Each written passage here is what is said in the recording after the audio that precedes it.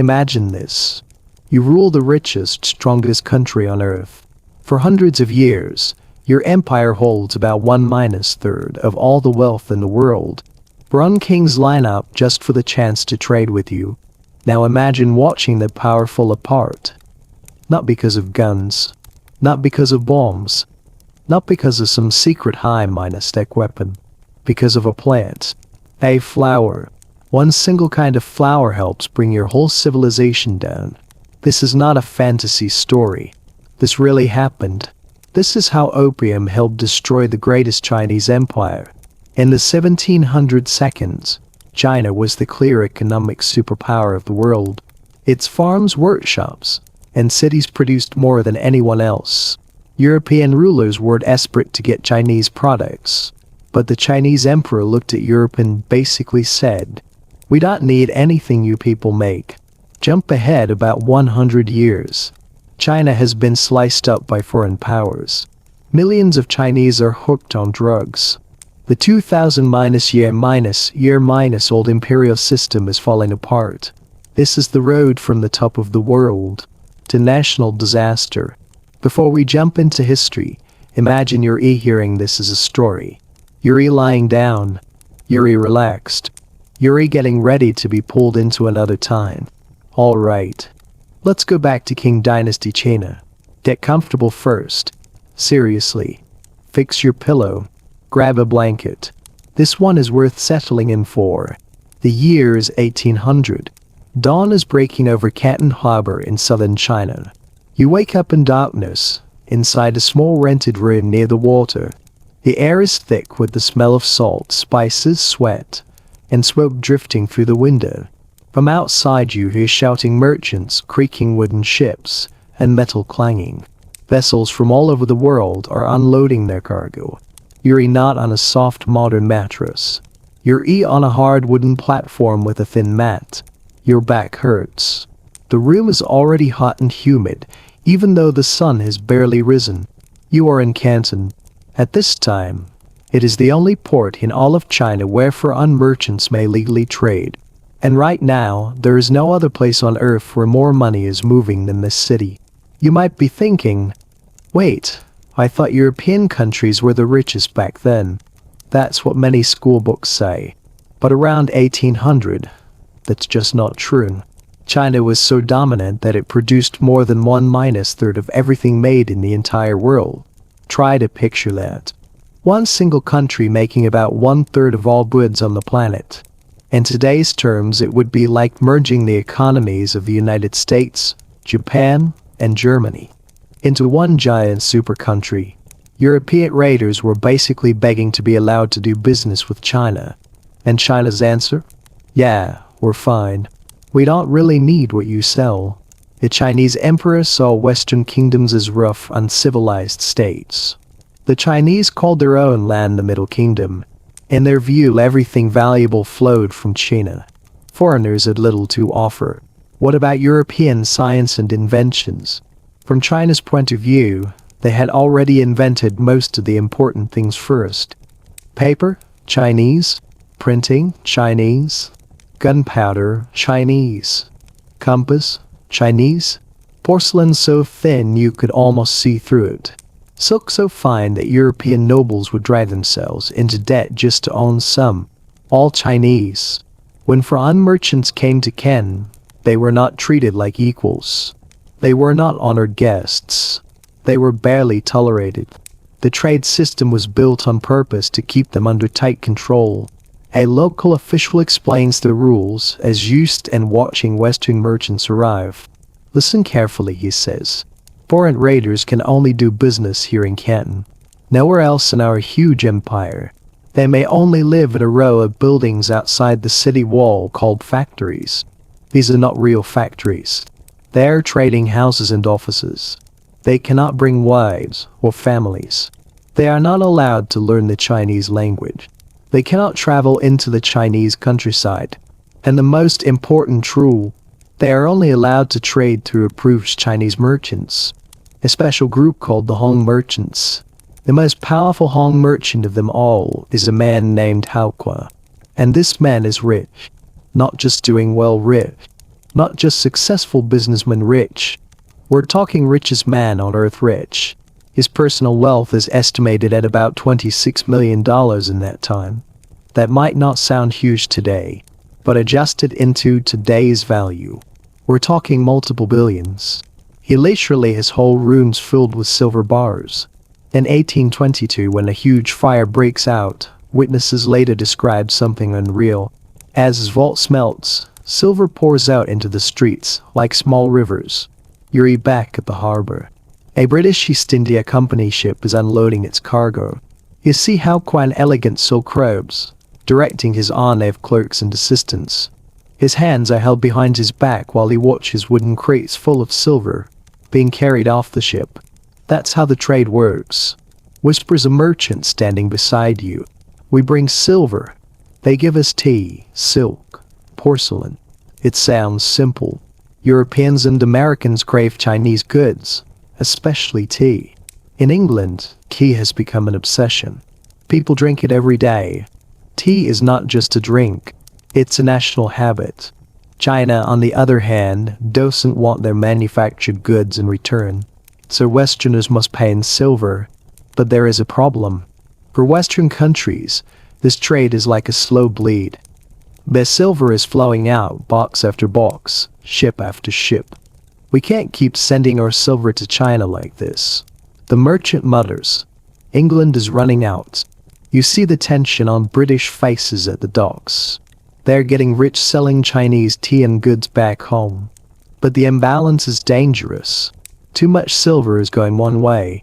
They need something that China will buy. And that is where the story truly starts to twist. Because the British find something so powerful, it flips the entire trade system upside down. Opium. You notice a strange ship anchored in the harbor. It carries no flag. Chinese locals avoid it. But at night, small boats quietly row out to it and then back again. Turkish and Indian opium. The merchant explains. Technically illegal in China. He shrugs as if to say, but who cares? Opium is not new in China. For centuries it has been used as medicine, usually drunk as a liquid or eaten in small amounts to ease pain or illness. But Europeans bring a new twist. They introduce the habit of smoking opium. And that changes everything.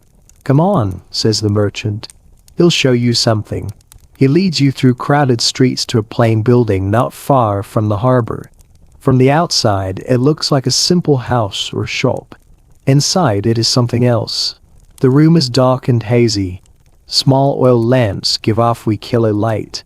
The air is heavy with thick blue smoke and a sweet, bitter smell. Men lie stretched out on wooden platforms with bamboo mats. Their eyes are half closed. Attendants move quietly between them, preparing pipes. The pipes themselves are beautiful objects. Long stems, liang stems. Intricate metal bowls. Delicate, almost like art pieces.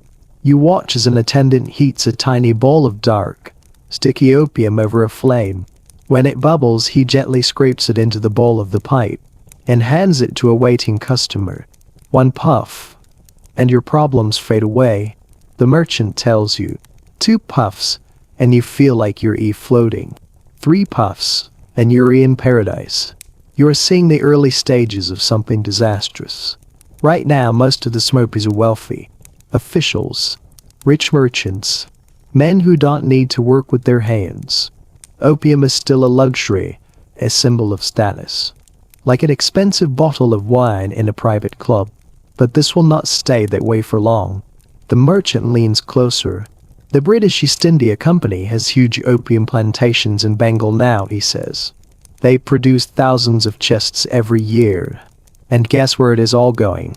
He nods toward the harbor. Each wooden chest holds around 140 pounds of opium. In the year 1800, about 4,500 chests of opium are smuggled into China. That's around 630,000 pounds of the drug. And demand is rising fast. The next morning, you're back at the docks. The place is more crowded than ever. Goods are moving everywhere. Bales of cotton, crates of tea, stacks of porcelain, bags of spices. Silver flows into China. Tea, silk, and porcelain flow out. On the surface, it still looks like the most successful trading setup on the planet. But you can feel it. This system is balanced on a razor's edge. You watch a group of British merchants standing a little apart from the crowd, speaking in low, urgent voices. You recognize one of them, William Jardine. He used to be a ship's doctor. Now he is a merchant. Beside him stands his partner James Matheson. These two Scotsmen will go on to found Jardine Matheson Co., one of the most profitable drug minus smuggling businesses in history. The Chinese want to lock us in Canton, Jardine says, but if we use fast clipper ships, we can move opium all along the coast. You are standing close enough to hear the outline of a plan that will soon become the most successful narcotics network in world history, and the Qing government has no idea what is about to hit them. Back inside the trading factory, you watch the complex dance of money, goods, and power. The Han merchants are in a tough position. They are very rich, yes, but they stand between two forces. On one side, the imperial government with its strict rules. On the other side, the foreign raiders who bring silver and problems. The Han merchants must take responsibility for foreign behavior. They must collect taxes. They must obey regulations. If something goes wrong, the government blames them first. Hao Kui is clever, someone says quietly nearby. He invests a lot of his money overseas, with help from his American partners. He doesn't trust our officials. He fears they might seize his wealth. It turns out to be a smart move, because the system that made him the richest man alive is about to break apart. Later that day, you receive an invitation that almost no foreigner ever gets. Hao Kui is hosting a banquet for his American trading partners. You are allowed to join. His mansion is like a small palace. Elegant gardens, carved wooden screens, porcelain jade, and fine art everywhere. The banquet goes on for hours. Dishes keep arriving. Bird's nest soup, shark fin, pigeon eggs, delicacies you've never seen before. This feast alone probably costs more than most people earn in a year. An American merchant whispers. The relationship between Hao Kui and these Americans is interesting. They are not just business partners. Over time, they have grown into something like friends. There is real trust between them. The Americans help Hao Kui move his wealth overseas. In return, they get special treatment in trade. As the night nears its end, Hao Kui stands and raises his cup. He toasts prosperity and friendship between our peoples. Everyone drinks, but the mood is not as relaxed as before, because the Americans know what is coming. They know the opium trade is growing fast, and some of them feel uneasy. One of them, Robert Bennett Forbes, will later write to his wife. He will admit that he made his first fortune from opium. At the same time, he will also admit that the drug was destroying the bodies and minds of the Chinese and draining money from their country. Right now in this room, the merchants are rich, and they will soon become far richer. They have no idea yet how destructive this trade will be for the empire they're feeding on. That night, you lie on your hard bed, listening to the faint sounds of the harbor. You've seen Canton at its height. This city is the center of global trade. Silver from around the world passes through these docks. The world's wealth flows through the hands of men like Hao Kui. But you can feel something shifting under the surface. The balance of power that favored China for centuries is beginning to move. In the next decade, the amount of opium brought into China will increase by 10 times. The drug will spread downward, from the rich to common people across the empire. Silver will stop flowing into China. Instead, it will start pouring out. And far away in Beijing, the emperor will finally notice. But by then, it will be almost too late. The threat to his empire will not come from an army. Not first. It comes from a flower, from the milky juice of the poppy plant, cooked into a sticky paste that gives the strongest euphoria most humans have ever felt. As you drift to sleep, a faint, sickly sweet smell reaches your window. In hidden rooms all around you, more and more Chinese are taking up the opium pipe. Addiction is spreading. and with it the seeds of destruction.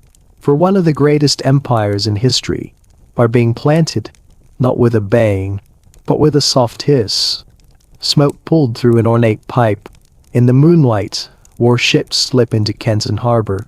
Their official cargo lists say silver, cotton, wool. But in hidden compartments lie thousands of balls of opium, ready to be sold to eager customers. Each chest is stamped with the symbol of the British East India Company. This company has a legal monopoly on British trade in Asia. It is supposed to represent the British Crown's interests.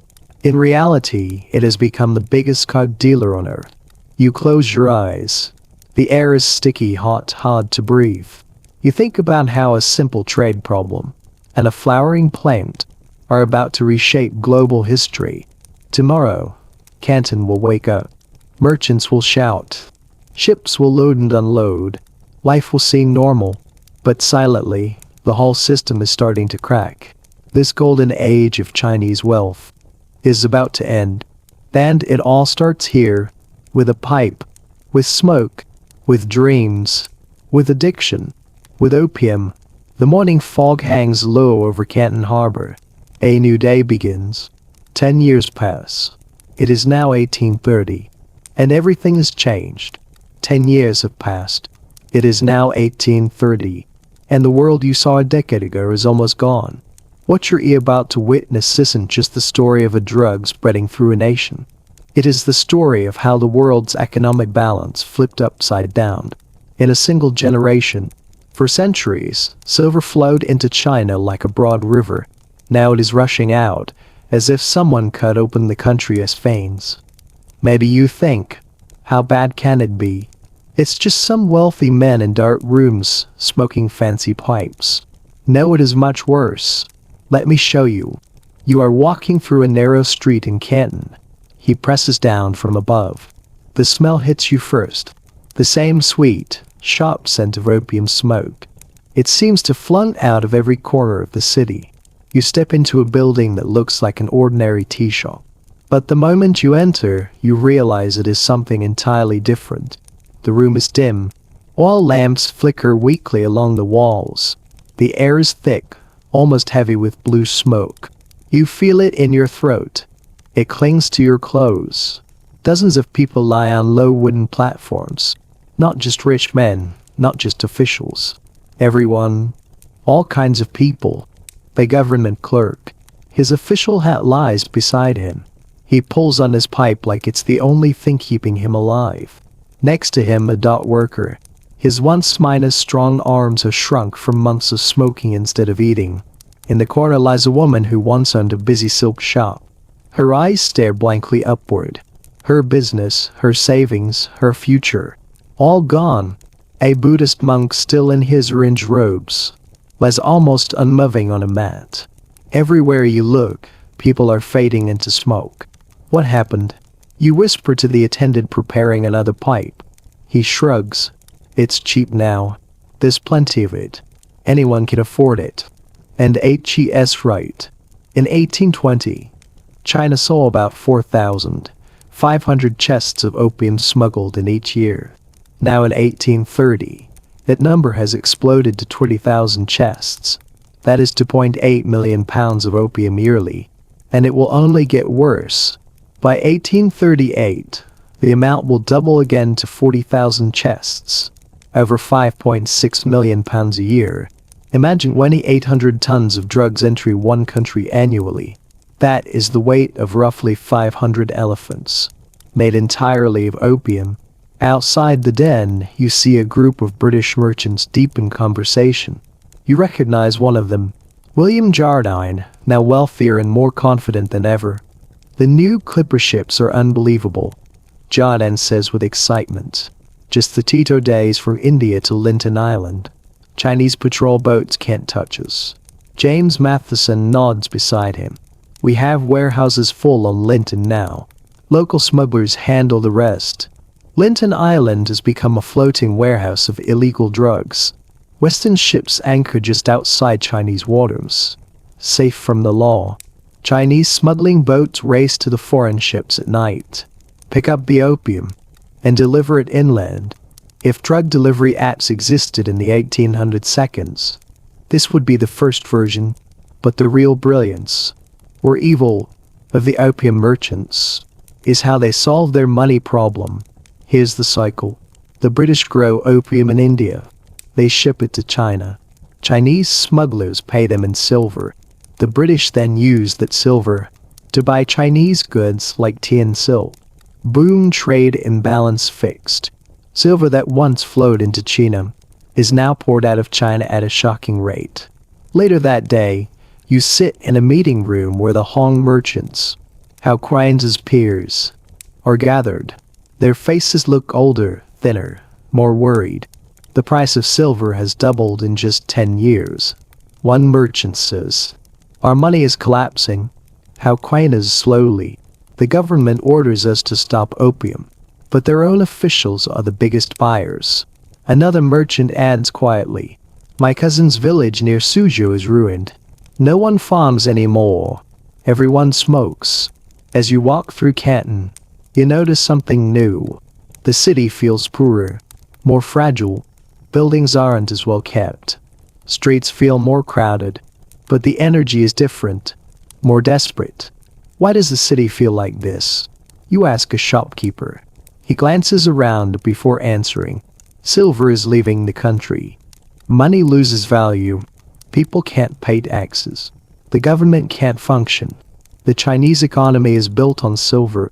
If silver vanishes, everything collapses. Imagine waking up to find the value of your money cut in half. That is what everyday people are experiencing. You walk into a modest home as a family prepares dinner. Father's not home again. A young woman says softly, "Hes at the smoking house." The mother sighs, her face filled with sorrow. "And your brother?" 3 days gone. The daughter replies, "He sold his fishing nets." Soon he'll have nothing left to sell. You feel the weight of their fear. This scene is happening in thousands of homes. Addiction is not just destroying bodies, it is destroying families, work communities. Hope meanwhile across town. American merchants sit in a clean office at Russell and Company, reviewing profit sheets. "We cleared $200,000 last shipment." One says cheerfully, "Turkish opium isn't as strong, but we make more money from it." Another merchant seems disturbed. "My father wrote from Boston," he says. He asks if this trade is moral. Hes heard what missionaries are saying. The first man waves his hand. "Nonsense. If we don't sell it, the British will. At least our profits go back to America." The oldest excuse in the world. "If I don't do it, someone else will." Back at the harbor the next morning, you notice something new. Tension. Fear, a restless edge in the air. Chinese soldiers patrol with stricter eyes. Officials check ships more closely. The emperor has finally noticed what's happening. A local guide says, "But it's too late. Too many people are making money from opium. Too many officials are addicted themselves. The empire is trying to put out a fire that is already burning inside its own walls." You enter a tea house and overhear 2 Chinese scholars. "The foreigners bring poison and take our silver," one says bitterly, "and our own countrymen help them." The other replies, "When I worked as a magistrate, my superior smoked 3 pipes a day. How can we enforce the law when the law enforcers are addicts?" The first scholar lowers his voice. "I heard they're growing poppies inside China now. Whole villages cultivating the drug." It is true. Domestic opium fields are beginning to appear. Small at first, but a very bad sign. Across the room, British merchants laugh over drinks. "They blame us," one says, "but their own corrupt officials make this easy. We just meet the demand." Another answers, "No one forces them to smoke." A third merchant repeats softly, "It's their choice." But he avoids every oversize. The hypocrisy is painful. In Britain, opium is controlled. Smoking it recreationally is frowned upon. But these same merchants, who would never allow opium dens in their own cities, are getting rich from spreading addiction in China. That night, small boats slip out of Canton Harbor. They paddle toward the dark shapes of foreign ships. They return before dawn loaded with chests of opium. This happens every night. A silent river of drugs, moving into the heart of the empire. The next morning brings news. An imperial order has arrived from Beijing. The emperor demands a strong crackdown on opium. But local officials in Canton whisper quietly. He doesn't understand. If we really enforce this, half the city will revolt from withdrawal. And we have no money to fund the troops. Tax income has dropped by half. Stopping opium now will cause immediate pain. But letting it continue means watching the empire rot. Neither choice is good. Later that day, you watch a Western doctor treating Chinese patients. Many are thin, weak, trembling. Signs of long-term addiction. The body collapses slowly. The doctor explains. Constipation, no appetite, muscles wasting. But the real prison is the dependency. Withdrawal is agony.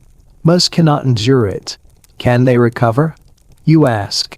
With help, some do, he says. But most do not. And everywhere they look, someone is offering them another pipe. At night, Canton feels different than it did 10 years ago. The hum of prosperity is gone. It has been replaced by nervousness, desperation, and something like grief. And in the capital, thousands of miles away, the emperor reads alarming reports. Silver disappearing, addiction spreading, officials unable to control it. Soon he will decide it's time to send a strong man to Canton, a man with authority, a man with a mission. But by then, the roots of the crisis will already be deep. The Opium Wars are coming. The weather has shifted in Canton. Dark clouds move over the harbor. A new officials' procession enters the city. It is March 1839.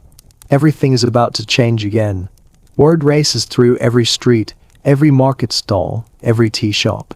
Lin Zhexu has arrived. Lin Zhexu, the emperor's chosen man, his most trusted official, sent with one order: destroy the opium trade, no matter the cost.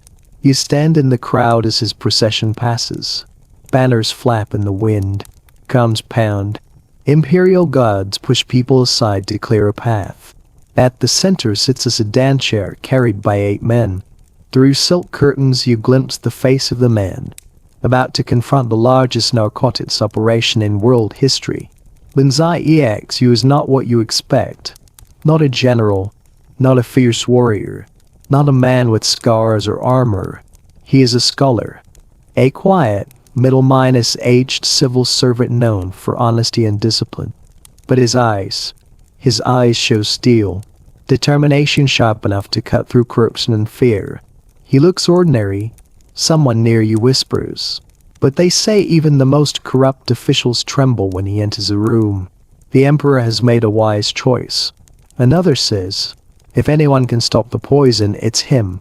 Hope mixes with fear, because everyone knows this will lead to conflict. You sit in a tea shop later that day. Nearby, British merchants talk nervously. This Lin man has a reputation. One mutters. They call him the Iron Commissioner. Another waves a hand dismissively. We've seen these moral crusaders before. They few bags of silver in hell look the other way like all the others. But the first merchant shakes his head. Not this one. They say he can't be bribed. And he has the emperor's complete support. A third merchant laughs, trying to hide his fear. What's the worst he can do? They need our trade too much to risk trouble. They have no idea how wrong they are. In just a few days, Lin Zhexu shows exactly who he is. He shuts down opium dens across the region. He arrests Chinese dealers with no hesitation. He orders raids, searches, and strict punishments. Then he delivers the biggest shock yet. He demands that all foreign merchants surrender every ounce of opium they possess. 3 days. That's the deadline. He surrounds the foreign factories with Chinese soldiers to prove he is serious. This is not a negotiation. It is an ultimatum. Foreign raiders stare in disbelief. He can't be serious. There must be 20,000 chests in the harbor. We'd lose millions. They are right. But Lin Zixu does not care. You watch something shocking on the harbor one morning. A well-known Chinese opium dealer, wealthy, powerful, protected for years, is dragged to the execution ground. He cries, begs, pleads. No one helps him. Lin Zixu has decided to make examples. People must understand. The era of looking the other way is over. Foreign merchants go pale watching the scene. This is not diplomacy. This is force. Inside the foreign factories, panic spreads. Charles Elliot, the British Superintendent of Trade, tries to calm the merchants. "Gentlemen, I advise cooperation," he says. Commissioner Lin is not bluffing. "Surrender millions of pounds worth of property?" A merchant shouts. "Without payment? This is robbery. He will cut off all trade." Elliot warns. "Do you prefer that?" Arguments erupt. Some want to resist. Some want to run. Some fear for their lives. But Lin Zixu holds every advantage. Food and water for foreigners are cut off. Chinese staff are ordered to leave them. They are, effectively, prisoners. Time runs out. Meanwhile, Lin Zixu writes a long letter to the Queen of England. He appeals to her morality, to her responsibility as a ruler. He points out that Britain does not allow recreational opium use at home. So he writes, "If your own people cannot use this drug, how can you allow your merchants to sell it here?" It is a powerful argument. But the Queen never receives this letter. It will be blocked before reaching her. 6 long weeks pass. Foreign merchants remain trapped, surrounded, pressured. Finally, Charles Elliot decides. A decision that will start a war. He orders all British merchants to surrender their opium to him, and promises that the British government will pay them back one day. The merchants obey. Elliot hands the opium over to Lin Zixu. The total, 20,283 chests, about 1,300 tons of opium, worth millions. The largest drug seizure in human history. What Lin does next shocks the world. He destroys it. Every last chest. You travel with the crowd to a beach outside Qing, near a village called Tumen. Huge trenches are dug in the sand. Workers hammer open the chests. Sticky blocks of opium are dumped into the trenches. Salt and lime are added. Water is pumped in. Opium dissolves into thick, dark liquid and flows out to sea. A British merchant watches from a boat offshore. "My God," he whispers. "HES actually destroying it. All of it." The process takes 23 days. More than 500 workers labor from sunrise to sunset. When it is over, the largest drug supply in the world has vanished forever. Lin Zixu stands by the beach, watching the final waves wash away the last traces. He believes China has won. He believes the empire has taken back control. But in London, anger explodes. Not at the drug dealers. Not at the moral damage caused. No, the outrage is directed at China for destroying British property. British leaders demand justice. They demand respect. They demand war. Back in Canton, foreign merchants simmer with rage. Their business is ruined. Their pride wounded. Their power challenged. "They cannot treat us this way," a merchant growls. One voice speaks louder than the rest. William Jardine, now in London, pushing the British government to take action. He tells officials, "The Chinese must be punished. They must learn our power." Soon, more and more politicians agree. They speak not of drugs, but of free trade and British honor. War becomes the answer. Lin Zixu thinks he has succeeded. No more opium. Foreigners humbled. China's laws respected. But he does not understand yet. The British are preparing to unleash the most advanced navy on earth against a nation still fighting with matchlocks and spears. The balance of power is about to collapse. Summer comes. Rumors spread. British warships are coming. Chinese officials argue. Merchants panic. Soldiers drill with outdated weapons. And in private, even Haokoi admits, Our ships cannot stand against theirs. But Commissioner Lin refuses to back down. He believes China's greatness will carry it through. He believes the British will not dare fight a huge empire. He believes history is on his side. He is wrong. By late 1839, small skirmishes break out. Shots fired near the Pearl River. Tension snapping everywhere. All trade with Britain is banned. The factories are closed. This is it. A merchant beside you whispers, "War is coming," and he is right. Across the ocean, the British government approves a military expedition. They will come with steam-powered ships, modern artillery, and trained soldiers. Their goal is simple: force China to reopen the opium trade and bow to British demands. Lin Xiaoxu stands ready, believing righteousness is enough to win. But he does not yet understand the power of industrial machines. He does not know that China's wooden junks will face iron ships. He does not know that British cannons can fire explosive shells far beyond Chinese range. He does not know that the world has changed. While China remains still, the war that will reshape China forever is about to begin. June 1840. The quiet fishing village of Dinghe awakes to an unimaginable sight. Overnight, 24 British ships have appeared on the horizon. These ships look like monstrous sea creatures. 16 warships, each bristling with cannon. For armed steamers puffing black smoke. For supply vessels trailing behind. The local defenders on the shore stare in disbelief. They've never seen ships like these before. Ships that move without sails. Ships made of iron, not wood.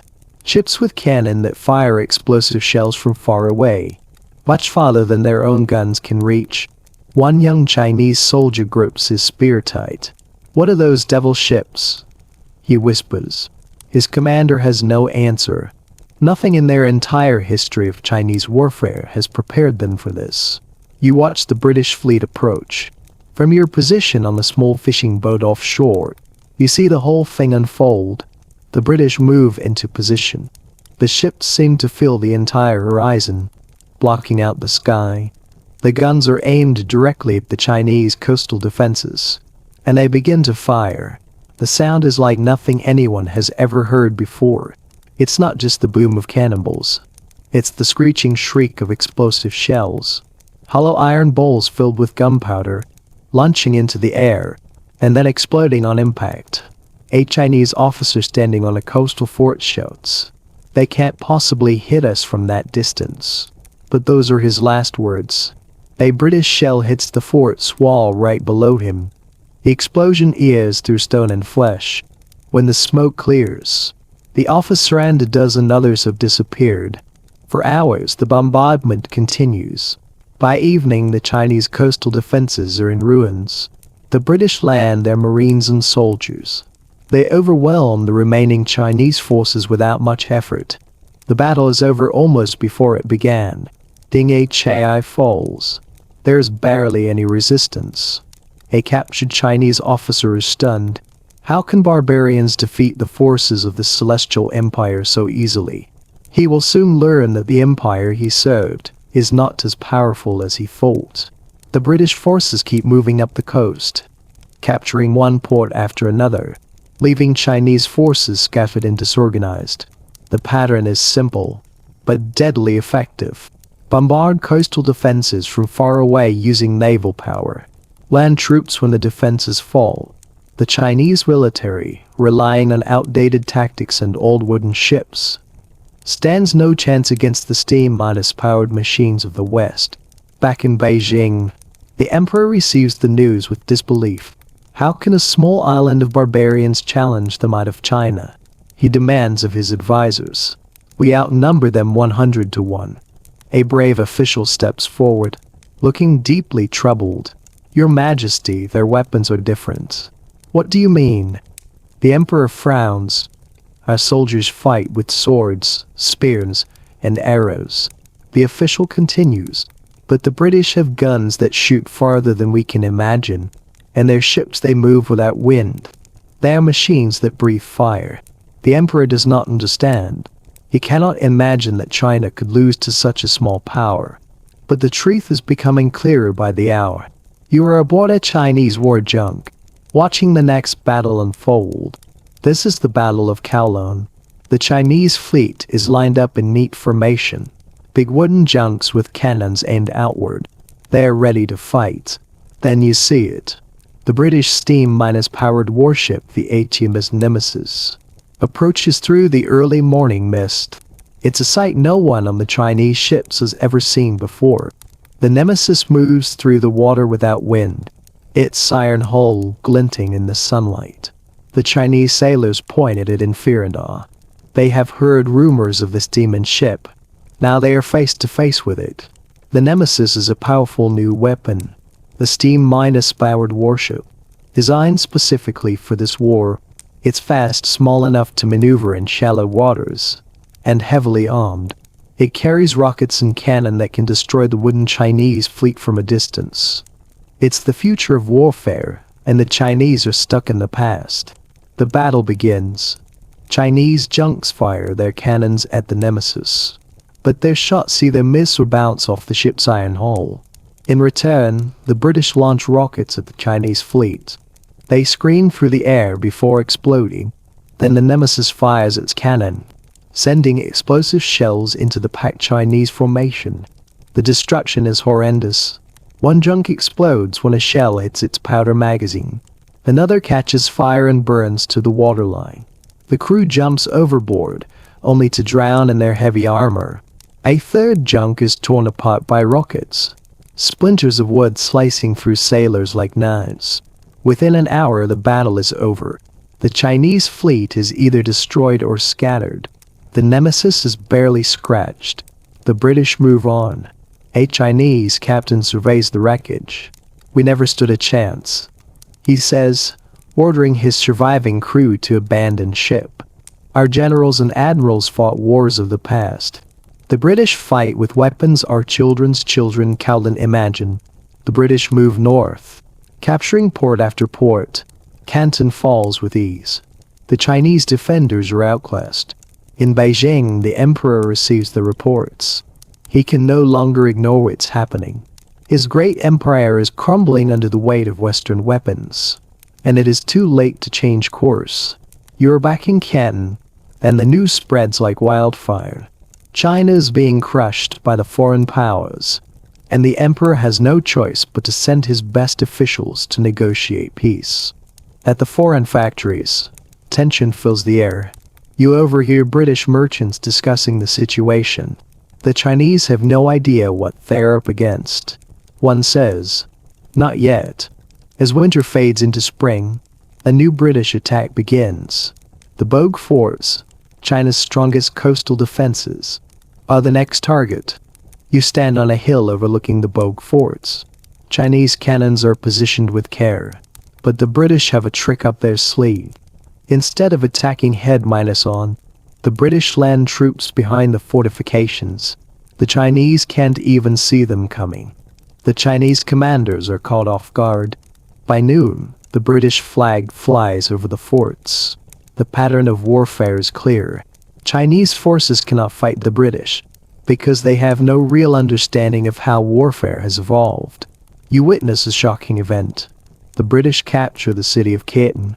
Instead of occupying it, they demand a ransom, $6 million silver to spare it from destruction. When the ransom is paid, the British withdraw, but they leave behind a message.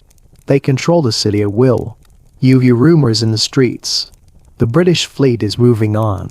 The Chinese are helpless. The emperor's power is fading. As 1841 arrives, news spreads that the British are preparing to attack Nanjing. The city lies just 200 miles from Beijing, the emperor's capital. A final showdown is coming. The British demand that China submit completely, to open more ports, to surrender more territory, and to allow the opium trade to continue without interference. The emperor, realizing his empire is on the brink of total collapse, sends a delegation to negotiate. The British, holding all the cards, agree to talk. This will lead to the signing of the Treaty of Nanking in August 1842. the first of what China would call its unequal treaties. You are present as both Chinese and British officials gather aboard the HMS Cornwallis to sign the treaty. The Chinese delegation looks defeated. The British seem relaxed, confident, even casual. The treaty terms are harsh. China will pay an indemnity of 21 million silver dollars. The sum so large it will cripple the Chinese economy. Hong Kong Island will be ceded to Britain. It will become the first Chinese territory to be taken by a foreign power. 5 ports Canton, Amoy, Fuzhou, Ningbo, and Shanghai will be open to foreign trade. British citizens in China will not follow Chinese law, but instead British law. This is known as extraterritoriality, which means foreign merchants, uncitizens are above the law. The opium trade is allowed to continue. As the Chinese officials sign the treaty, one man turns away. He can't hide the tears in his eyes. 2,000 years of history. He whispers, and we are the ones who must sign away the emperor's sovereignty. The British see the treaty as fair. They could have demanded more.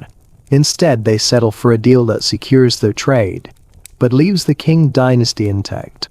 But for the Chinese, this is not peace. This is the beginning of a new, darker era, the century of humiliation. This treaty is the first of many. It will set the stage for more concessions, more unequal agreements, and more foreign domination. The opium trade will continue to ravage China, and its people will suffer for generations. As the British raise their flag over Hong Kong, you look around and realize something vital. China has lost its place in the world. It is no longer the center of civilization. Now it is just another victim of Western imperialism. As news of the treaty spreads, reactions among the Chinese are mixed. Government officials shift the blame. They accuse Lin Zhexu of provoking the war. Merchants feel relief. Trade will return, and their businesses will continue. But it's a bitter victory. They know they are still controlled by foreign powers. For the common people, the treaty is an abstract concept, but they feel the weight of it in their lives. The silver once flowing into China has now gone, and the opium, the poison that has weakened the nation, remains. You're in a tea house near the waterfront, hearing a local merchant talk quietly. The barbarians come with fire ships and frontier weapons. He says bitterly, "Our brave soldiers fought valiantly, but they were overcome. Now we're forced to make peace." A young boy asks, "Why did we lose? Was it because our weapons were old?" The merchant hesitates. He glances around before answering softly, "The old ways have served us for thousands of years. But maybe it's time to learn something from the barbarians." Meanwhile, across the world, the British celebrate their victory. Their traders, their officials, are already planning their next moves. The Treaty of Nanking has opened China's doors wider. More ports will be opened. More territory will be seized. More trade will flow. And the opium trade, it's guaranteed to continue. You visit Shanghai in 1845. Just a few years after it becomes a treaty port. The transformation is stunning. Where once stood Chinese homes and shops, Western trading houses now dominate the waterfront. The Union Jack flutters over buildings built in European styles. "Look at this," a Chinese merchant says bitterly. "This used to be our city. Now it's a little piece of Europe on Chinese soil." Across the river, the old Chinese city still stands, with its narrow alleys and traditional homes. But the contrast is striking. It feels like two worlds. One rich and powerful, the other struggling to hold on to its old identity. At the heart of Shanghai, the new foreign settlements are growing. Wide streets lined with foreign flags, European police patrolling. Everything is clean, modern, a reflection of the West's dominance. But cross into the old Chinese city, and you find poverty. Crowded streets, crumbling buildings, people still living in the shadow of the opium trade. Opium dens fill the streets, even as the foreign powers grow richer. The opium that was once smuggled secretly now comes into China openly, protected by treaties and gunboats. It flows freely, destroying lives and families across the nation. In the countryside, you see the cost of addiction. Farmers grow poppies now, instead of rice and vegetables. It's the only way they can make enough money to survive. For the first time, they have silver to spare, but it comes at a terrible cost. You talk to a farmer tending his poppy field. His hands are stained with the sticky brown sap from the flowers. "I used to grow rice," he says, wiping sweat from his forehead. "But I culled and feed my family. Now I grow poppies. For the first time I have silver to spare." "But don't you care about the addiction it causes?" you asked. The farmer looks up at you, his eyes tired. "The foreigners brought the poison here. They got rich off our misery. Why shouldn't we grow poppies and make our share?" He pauses for a moment. "Besides, if I don't grow it, someone else will." This is the cruel reality for many in China. Opium, once a foreign product, has become so deeply rooted in the economy that even farmers who resist it find themselves forced into the trade. By the 1870s, China is no longer just a victim of foreign opium. It is producing its own. The demand for opium has spread so far that China's farmers are now cultivating poppies in nearly every province. The opium trade has become entrenched in every level of society, from the highest officials to the poorest peasants. As the century progresses, Western powers continue to carve up China. Russia claims parts of Manchuria. Germany takes Shandong. France pushes further into the southwest. In 1895, China suffers another humiliating defeat, this time to Japan. The Sino-Japanese War shocks the world. China, once the dominant power in Asia, is now outclassed by a nation that had once been its tributary. In a meeting of foreign diplomats, the conversation is grim. The Chinese government is falling apart. A British diplomat says, "We need to secure our interests before they collapse completely." The carving up of China continues. Foreign powers divide the country into spheres of influence, with exclusive rights to develop railways, mines, and industries. Chinese sovereignty continues to erode. You talk to an old man in Shanghai. He remembers the first Opium War and the years that followed. "We thought we would win," he says quietly. "We were the Middle Kingdom. We were the center of the world. But now look at us. The foreigners control everything." In the years that follow, China's government remains weak and corrupt. The once mighty Qing Dynasty struggles to hold on. In 1911, the dynasty finally collapses. The Chinesehistory revolution brings an end to more than 2,000 years of imperial rule. The last emperor, a child named Puyi, is forced to abdicate, but the legacy of the Opium Wars remains. China's people are still struggling with addiction, poverty, and the shame of their fall from power. In the years after the revolution, China will begin its painful transformation into a modern nation. It will take decades to rebuild, but the wounds of the Opium Wars will never fully heal. The first Opium War lasted only 2 years, but its impact will last for a century. China is forever changed, not just politically, but culturally and economically. The drug that started the conflict, a simple flowering plant, continues to shape China's fate, and the repercussions of that fall, the destruction of China's pride, the end of an empire, will echo for generations to come. As use it by the waterfront in 1911, watching the city of Shanghai change once again, you reflect on how a single plant, a flower, could bring down the greatest empire the world had ever known. China, once the world's economic powerhouse, has fallen into a century of humiliation. Its soul fractured, its sovereignty shattered, but perhaps in time, it will rise again. The story of opium in China, of addiction and power, of decline and rebirth, is far from over. In the years following the Opium Wars, China began to rebuild. The scars left by the foreign powers were deep, but the nation's resolve was even deeper. The Qing Dynasty that had been forced to sign the unequal treaties, including the Treaty of Nanking, was now struggling to maintain control. The once proud empire was crumbling, and the cracks were beginning to show. But even as the Qing Dynasty weakened, China's sense of identity remained strong.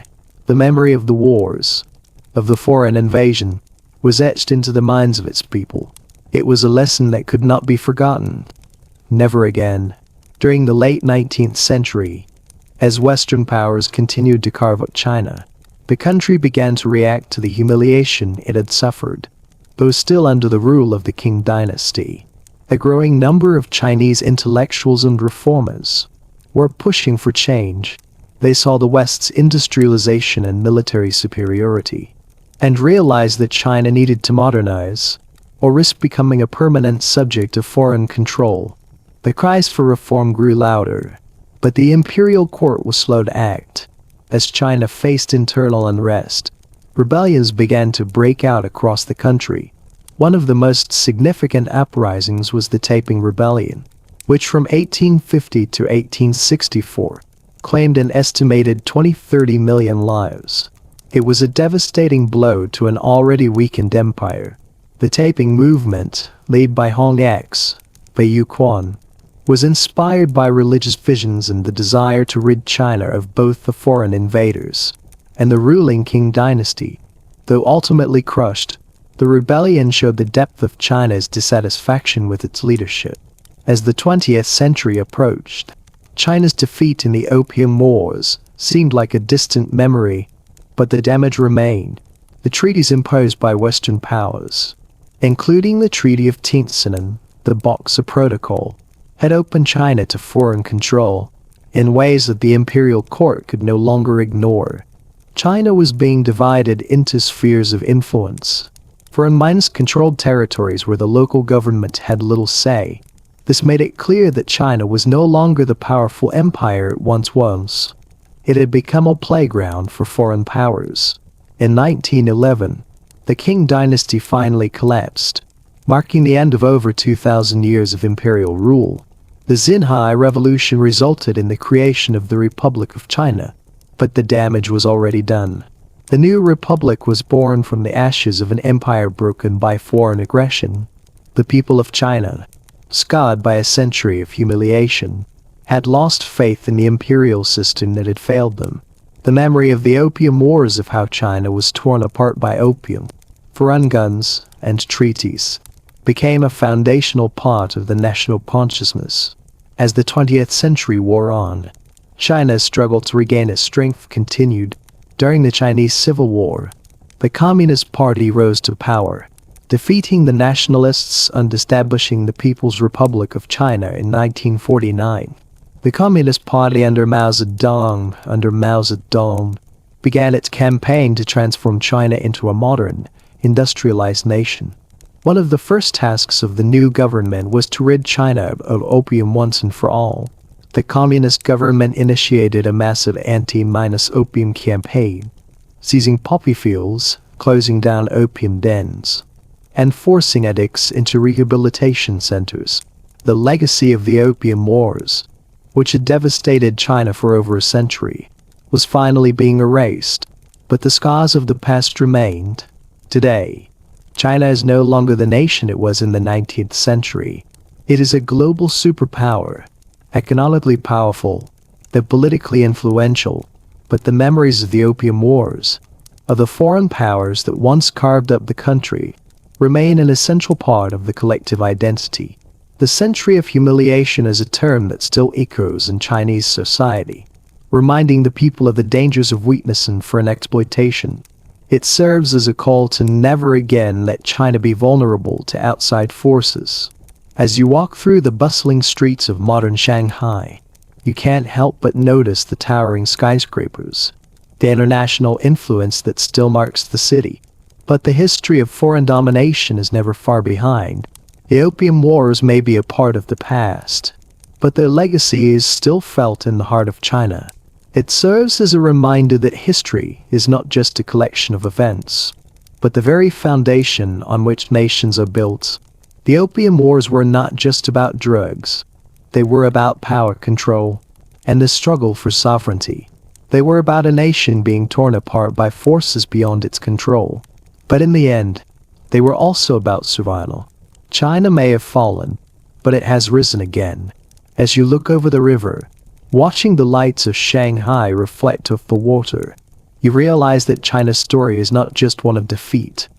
It's a story of strength, of resilience, and of a nation that will never forget the lessons of its past. The Opium Wars may have been won by the West, but China's future was never truly lost. The road to recovery was long and painful, but the nation survived. And as China moves into the 21st century, it will continue to remind the world, never again.